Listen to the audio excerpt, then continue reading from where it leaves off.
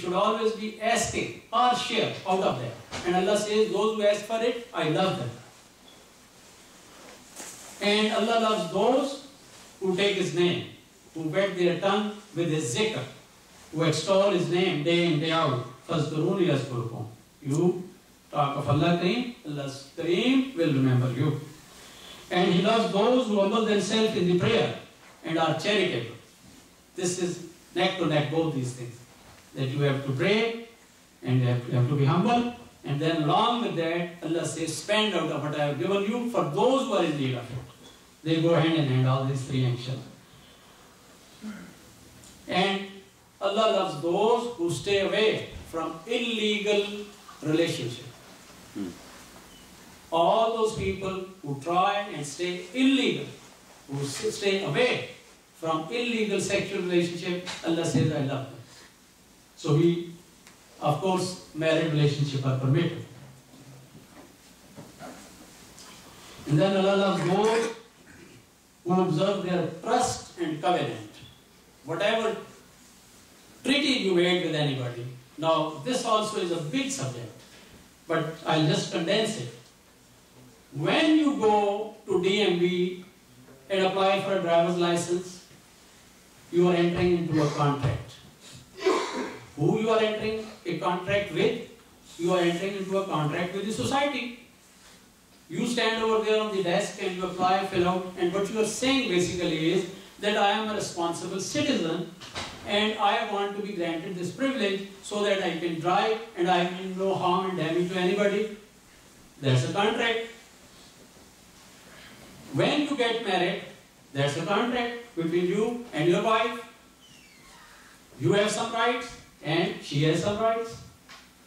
So that's a contract, and those kind of contracts, they go for the whole life. The driver license example that I gave you, that may go for as long as you have the driver license. When you go to a country for visit, you have visa in your hand. When you apply visa, you are entering into a contract.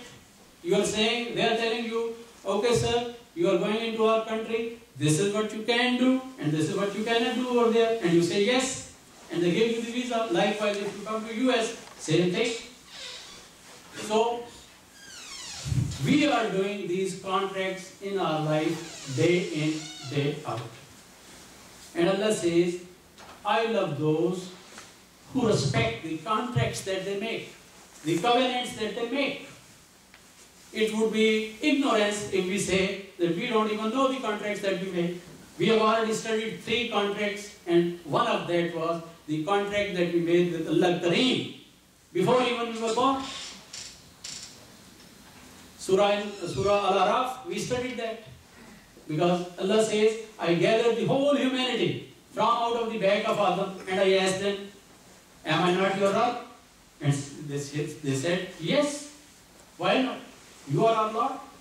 So Allah says that I am sticking on to that contract that you have with me. Are you sticking on to that contract?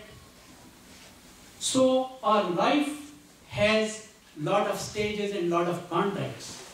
So Allah says, I love those who abide by the contracts. Now these contracts are the right, pure, good contracts. This will not cover if anybody goes and makes a stupid kind of contract with somebody and then thinks that I have a contract with such and such.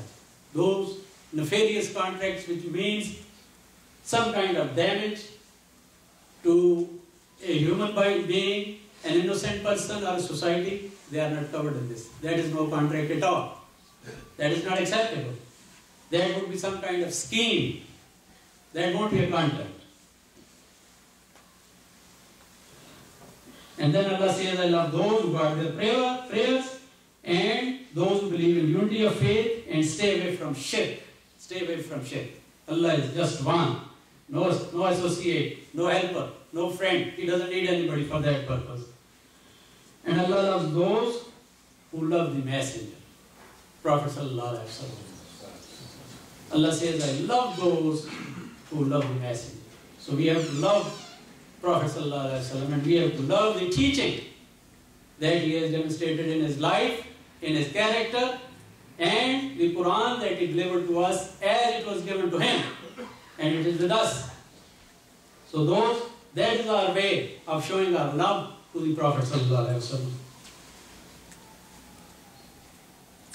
And then Allah says that I love those who are good in speech.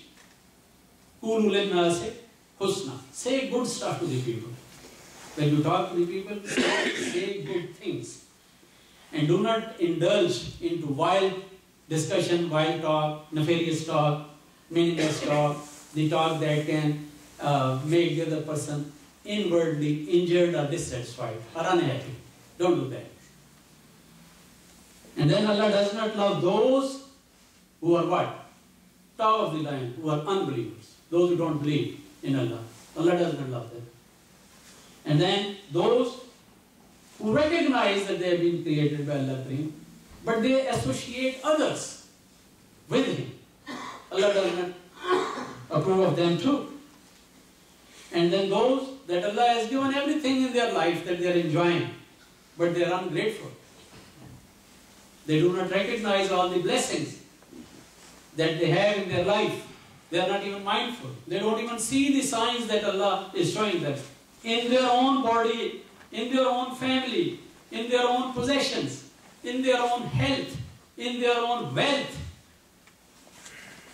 and all the privilege that Allah is giving them to be able to be pure, do wuzu, come and sit in front of Him and listen His zikr, and then stand in front of Him and extol His name and pray in front of Him and ask for forgiveness. What could be more blessing than this?